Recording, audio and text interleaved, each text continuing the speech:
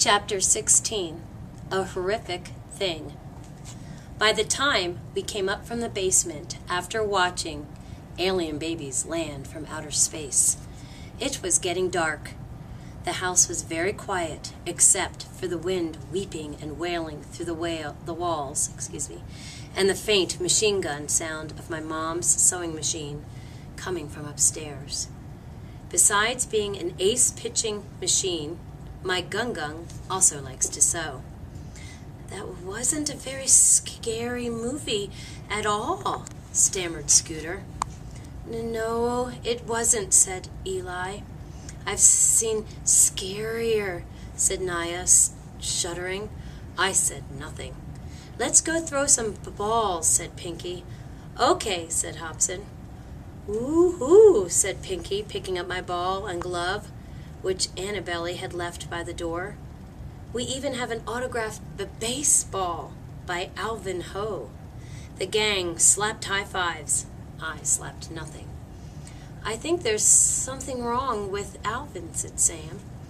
I could hardly move. I could hardly blink. I could hardly breathe.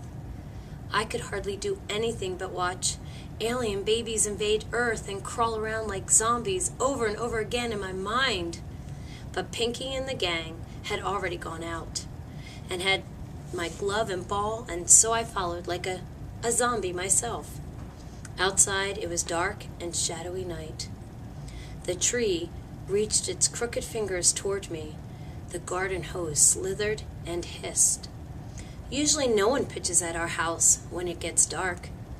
We can't see what you're doing, and if you miss, you could have a terrible accident. I'd like to learn the forkball, Pinky said to me. Show me. He threw me the ball and backed up. I froze. A forkball is a killer. It is slow and nasty.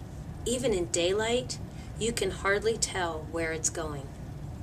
If Pinky didn't catch it, the ball could smack him right between the eyes. Come on, said Pinky. You waiting for retirement or something?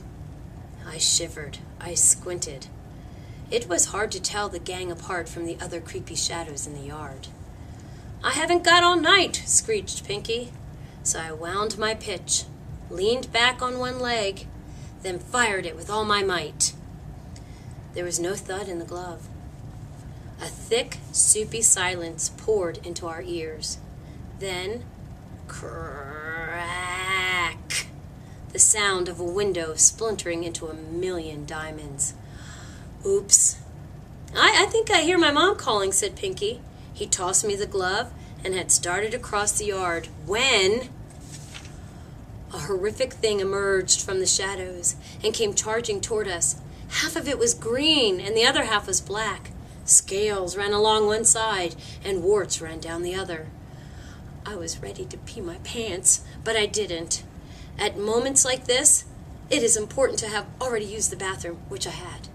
Ah! Pinky screamed a belly-button piercing scream. Ah! The wind howled and hammered at the house. The fence groaned and creaked. I wanted to scream my head off, but I couldn't. Nothing came out. My heart stopped. My breath stopped. My eyes shut. When I opened them again, I saw that Pinky had peed his pants. I didn't know what to say, and neither did the rest of the gang. What do you do? What do you say when someone just embarrassed themselves to death? The horrific thing moved closer. La la la la la la la la la la la la la, it sang. Pinky turned and ran. Ack! He screamed. Hiya, Alvin, said the horrific thing. It was Annabelle's voice. But it was not Annabelle. La la la la la la la la la la la, it sang again. Had the horrific thing swallowed Annabelle? Do you like my Halloween costume, Alvin? And said Annabelle's voice. Gung had just finished it. The horrific thing twirled menacingly one way, and then menacingly the other way. It was uglier than any of the alien babies, and scarier than the whole movie from beginning to end. What are you? I asked. Half witch and half dragon, said Annabelle's voice. I couldn't decide, so Gung said I could be both. Oh, I said. Then, surprise, surprise, I remembered to say something nice to Annabelle. You look terrific, I said, even though she was ugly enough to make you run. You'd better come in now, called my gung-gung from the house. He was a dark shape against the bright light in the doorway. Annabelle and I ran off toward the light. Luckily, your mom wasn't home, my gung-gung said as I stepped past him. You can tell her what happened in the morning. I nodded. Then I looked over my shoulder. The rest of the gang had disappeared. Our yard was quiet.